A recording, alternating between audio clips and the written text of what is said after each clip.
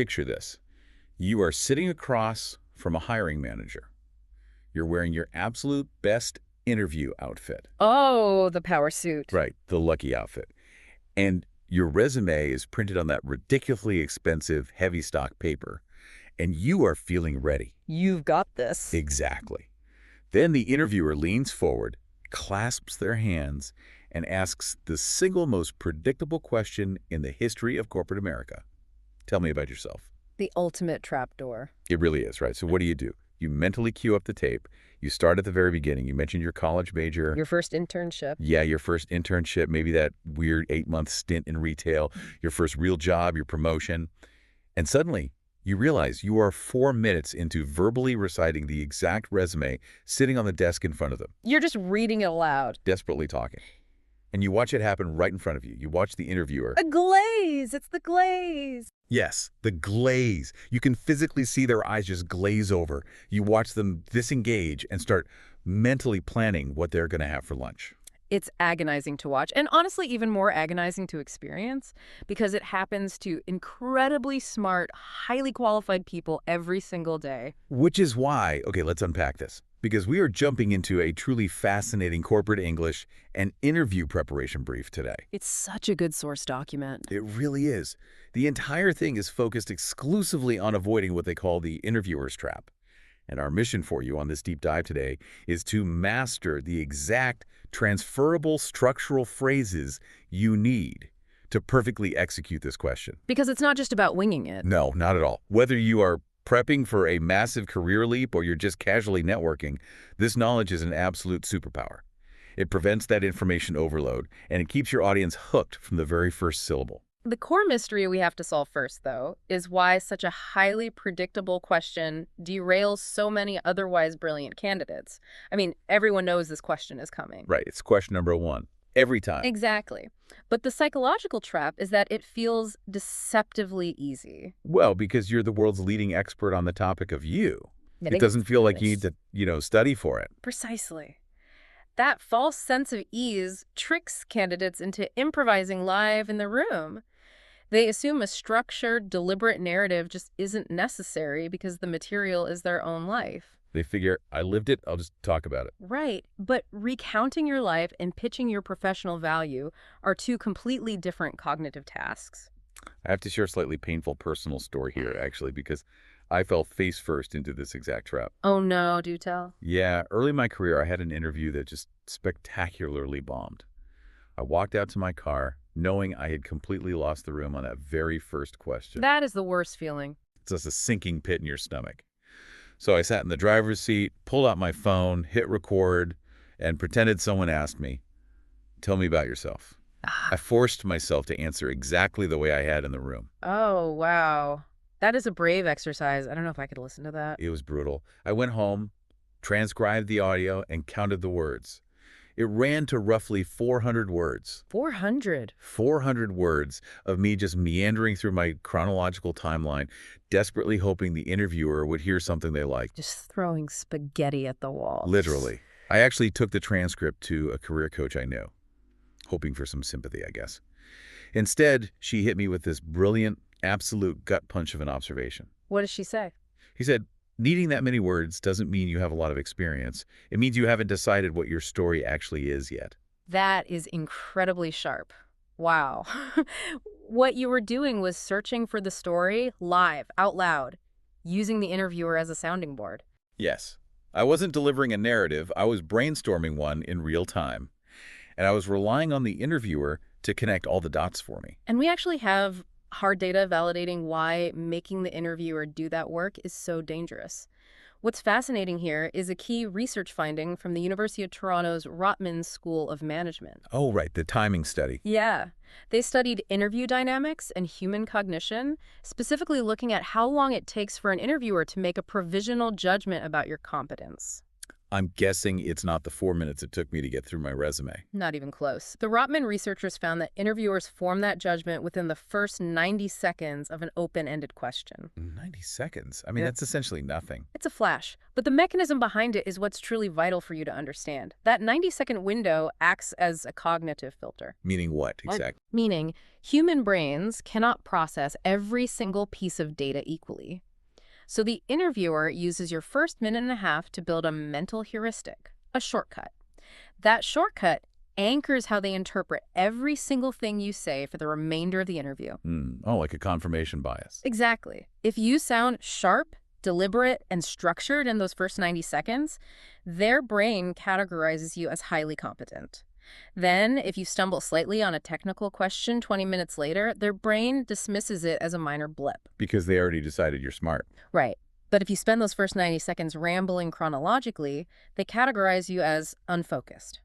Suddenly, your later brilliant answers are perceived as lucky accidents. So if I'm thinking about this right, a 90-second answer isn't the full director's cut of your career. It's the movie trailer. I love that analogy. Yeah, its only job is to make them want to see the movie. You don't put every subplot and secondary character in the trailer. You put the explosions, the stakes, the absolute best scenes that fit the genre the audience is there to see. That is the perfect way to look at it, and if the goal is to build a tight 90-second trailer, the absolute most important step is knowing what belongs on the cutting room floor. All right, before we even build the new answer, we have to demo the old one. Exactly. Before we even look at the architecture of a great answer, we have to talk about what to systematically eliminate. Our sources outline 2 fatal errors. The junk. Let's clear out the junk. The first fatal error is a phrase almost everyone is guilty of using when they haven't prepared. It's sitting down, taking a breath, and saying, well, so I guess I'll start from the beginning. Oh, man. Hearing that physically hurts now. It should, because of what it signals. If you utter those words, you are telling the room before any actual content has been delivered that you are improvising. You're waving a white flag. You really are. Yeah. Psychologically, you are telling the interviewer, I haven't thought about how my background aligns with your company's specific needs, so I'm just going to dump my whole biography onto your desk and make you sift through it to find the value. You're offloading your homework onto the hiring manager, which is a terrible look. Terrible. And the second fatal error from the brief is relying on generic, evidence-free personality claims. We are talking about the classic buzzwords. Oh, like, I'm a hard worker, or I'm passionate about innovation. Yes, or I work well independently and in a team. Everyone says that. Everyone says it. And the psychology behind why those fail is really rooted in semantic satiation. Think about it from the hiring manager's perspective. They hear it all day. All day long. When an interviewer hears the phrase, I'm a hard worker, for the 50th time in a week, the language center of their brain literally stops processing it as meaningful information. It carries zero semantic weight. It just becomes white noise. It's like staring at a word until it loses all meaning. Precisely. If you want to claim a quality, you cannot just state a generic adjective. If you want them to believe you are an innovator, you must demonstrate it through a specific, concrete example. Show, don't tell. Exactly. Don't say I'm passionate about innovation. Say, I completely redesigned our global supply chain, which cut delivery times by 20%. That is so much stronger. Okay, so the throat clearing is gone. The white noise buzzwords are out. If the chronological resume walkthrough is dead, what actually replaces it? How do we build this trailer? We build it using a very specific architecture. It's the present, past, future structure, and the sources provide the exact professional English phrases to construct this. And we should note, these aren't just loose suggestions, right? No, these are exact tools. They act as specific psychological anchors to control the flow of the room. Okay, let's start with the present. This is the opening line. You look at the interviewer and you say, right now, I'm followed immediately by what you actually do and the professional reputation you are known for. Why start there, though? There is a deep psychological reason we start in the present tense. When an interviewer asks us, tell me about yourself, their real underlying anxiety is, can this person actually do the job I'm hiring for today? Right. They don't actually care where you went to undergrad 15 years ago. They want to know if you can fix their current crisis. Exactly. Starting in the present tense instantly soothes that anxiety. It proves you are a professional operating at a high level right now. Okay, that makes sense. Once you've established that baseline of competence, then you can transition to the past. And the specific phrase for that is, The path that got me here started when... The path that got me here started when, okay, so I'm using this to pick just one or two major pivot points from my history. Yes, you deliberately curate the pivots. This signals to the room that you're telling a constructed story showing cause and effect. I am this highly competent professional today, and the seed of that expertise was this specific moment in my past. Wait, I need to push back on this because here's where it gets really interesting for a lot of people. Go for it. What if my career is a total mess? Mhm. What if I took a gap year or I switched industries entirely? Let's say I spent 5 years as an ER nurse, and now I'm applying for a job in B2B software sales. Uh-huh. My career looks absolutely nothing like a straight line. Isn't this structure way too rigid for me? That is incredibly common, and it's a completely valid pushback. But the answer is no, the structure is not too rigid. The architecture still holds perfectly. We just introduce a specific variant phrase for it. Okay, what's the variant? If you have a nonlinear career, you do not try to hide it. You say, the path that got me here was not a straight line. It started when... Oh, I love that. You just own the chaos right up front. You own it, and it honestly signals the nonlinearity while keeping you in total control of the narrative. But it does require you to do the deliberate work beforehand to find the through line. You have to explain how A led to B. Can you show me what that actually sounds like? Connect the ER nurse to the software sales job. Sure. You would say, the path that got me here was not a straight line. It started when I was working as an ER nurse. What I realized in the emergency room is that I have a unique talent for triaging complex problems, calming panicked people, and rapidly prioritizing solutions in high-stress environments. I realized those exact same skills are what drive enterprise software sales when clients are facing critical system outages. That is fantastic. You didn't hide the nursing, you turned it into your biggest asset. Exactly. But if I have 10 years of experience, how do I know which of those stories to tell? Which brings us to the internal prep work, right? Yes, the filtering mechanism. There is an invisible phrase. You never actually say this out loud in an interview, but you use it constantly at home when you are cutting your 90-second trailer. What's the phrase? You look at every project, every promotion, every detour, and you ask yourself, does this detail serve the story I'm telling for this specific role? Does this detail serve the story I'm telling for this specific role? So if it doesn't serve the specific job you're interviewing for tomorrow, it gets cut, even if it's a really great story. Exactly. Most experienced candidates have far more good material than belongs in a 90-second answer. Your problem isn't finding things to say. Your problem is letting go of your darlings. If the detail doesn't directly support the value you bring to this specific room, it stays on the cutting room floor. All right, theory is great, but we know how interviews actually go. They get messy. They're so messy. You're trying to deliver this beautifully curated trailer, and an interviewer throws a wrench in the gears. Let's step into a role play to see how this holds up under pressure. I'll be the hiring manager, and you be the candidate using this framework. Sounds good. Let's do it. Okay, here we go. So thank you so much for coming in today. To kick things off, why don't you tell me a little bit about yourself? Right now, I'm a senior product manager specializing in scaling early-stage financial technology. I'm known for taking complex regulatory requirements and turning them into frictionless user experiences. The path that got me here started when I was actually working in compliance, and I realized that most of our user drop-off was happening because... Wait, sorry to jump in, but you actually work in compliance. We have a massive bottleneck with our internal compliance team right now, delaying our product launches. Yeah. How did you handle internal audits when you were in that department? Happy to go deeper on that specific point. Should I finish the broader picture first or dive into that now? Okay, time out. I was trying to completely derail you there, and you totally sidestepped it. Let's break down what you just did. Yeah, so if we connect this to the bigger picture, what we just demonstrated is the interruption handling phrase. Let's look at the psychological mastery of what just happened. Because it really changes the power dynamic. It does. When you interrupted me with a highly specific question about audits, it could have been entirely derailing. I could have panicked, abandoned my structure, and gone down a 10-minute rabbit hole about audit procedures. Right. Which completely destroys your 90-second trailer. You'd never get back to the good stuff. Exactly. Instead, I deployed the phrase, happy to go deeper on that specific point. Should I finish the broader picture first or dive into that now? So smooth. This does two brilliant things psychologically. First, it reframes your interruption. It takes something that feels like a disruption and reframes it as a sign of genuine shared interest. You made it feel like we were just two colleagues nerding out over a shared problem rather than you being tested. Yes. It lowers the defensive barriers in the room. And second, it keeps me firmly in the driver's seat of the meeting structure, while politely giving you, the interviewer, the illusion of choice. Right, because I could either say, oh, sorry, finish your thought, or I can say, no, let's talk about audits. Exactly. Either way, I am acting as an equal partner managing the flow of the conversation, not a subordinate scrambling to please. It projects an incredible amount of authority. You aren't rattled. You're just calmly navigating the turbulence. Yeah. Okay, so you've set the present baseline, you've navigated the past pivots, and you've handled the interruptions. Now, you have to stick the landing. The grand finale. Right. You have to connect your trailer to the actual movie they are casting for.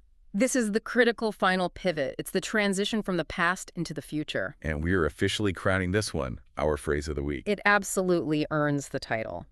Listen to the rhythm of this, you guys. You finish your past highlights, and you land the plane by saying, which is why I'm specifically excited about this role.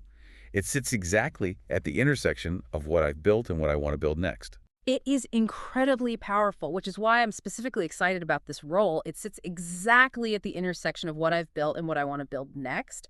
But the secret here is the follow-through. You cannot just drop that line like a mic drop and sit back in silence. Right, you can't just stare at them. You have to back it up with evidence. You must follow that phrase with a precise, highly specific reason related to their company. You have to say, what I want to build next, specifically your new initiative to expand into European markets, or specifically the way this team is integrating AI into the legacy supply chain. It has to be tailored. It has to be something that could not be said in any other interview for any other role at any other company. That is the ultimate proof of preparation. It proves to the hiring manager that this entire 90-second answer wasn't some recycled speech you give to everyone. It was a custom key designed entirely to fit their specific lock. Exactly. It shows that your entire professional past was merely the prologue to their company's future. So what does this all mean for you, the listener? We've covered a ton of psychological ground today, from the Rotman 90-second cognitive filter to the present-past-future architecture and how to maintain authority during those awkward interruptions. If we distill everything from the brief down to its core principle, it's this. A rambling, overlong answer is not a sign of having too much to say. It is a sign of not having decided yet what your story actually is. That is so true. The discipline required to master this predictable trap is not about remembering more details about your life. It is entirely about deciding what to leave out.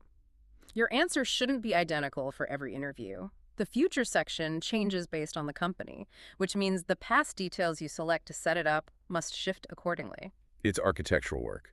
And we aren't just going to leave you with theory today. We have 2 specific, actionable challenges for you to complete right now before you ever actually need to sit across from a hiring manager. Get a pen ready. Challenge number 1. Write down your own present, past, future answer. Use the exact phrases. Right now, I'm a yay. The path that got me here started when, which is why I'm specifically excited about this role. Write it out on paper, and then time yourself reading it aloud at a normal conversational pace. A natural pace, yeah. Yeah. Don't try to speed read just to beat the clock. No auctioneer voices. If it naturally crosses the 90-second mark, get the scissors out and start cutting. Apply that internal prep discipline. Does this detail serve the story I'm telling for this specific role? If the answer is no, be ruthless. Cut it. And challenge number 2 is the ultimate pressure test for your narrative. Once you have it dialed in under 90 seconds, read that answer out loud to a friend. There's a catch, right? A big one. Do not tell them what job you're pretending to interview for. When you finish your 90-second pitch, ask them, based only on what I just said, what exact job do you think I'm applying for? Oh, that is such a brilliant blind test. If they guess right or get very close, you have absolutely nailed the structure and the through line. But if they say, I don't know, a general manager somewhere, Right. then your trailer is way too vague. You're probably relying on those white noise buzzwords, and you need to sharpen the specific details. It is entirely about engineering the exact impression you want to leave behind. I'll leave you with this thought. Think about the parts of your career that you usually rush past because you think they don't fit. The gap years, the lateral moves, the weird projects, the industry jumps. The messy stuff. Exactly. If you stop hiding them and instead look at those moments strictly through the lens of what I want to build next, could that strange, messy detour actually become the most compelling 15 seconds of your trailer? It really changes everything about how you approach a room. You stop dreading the question, and you actually start looking forward to it. Mm. Because you aren't reciting a dry, chronological resume while someone's eyes glaze over. You are delivering a highly calibrated 90-second masterclass that permanently changes how the world hears your story. You're setting the hook. Exactly. Until next time, keep refining that trailer.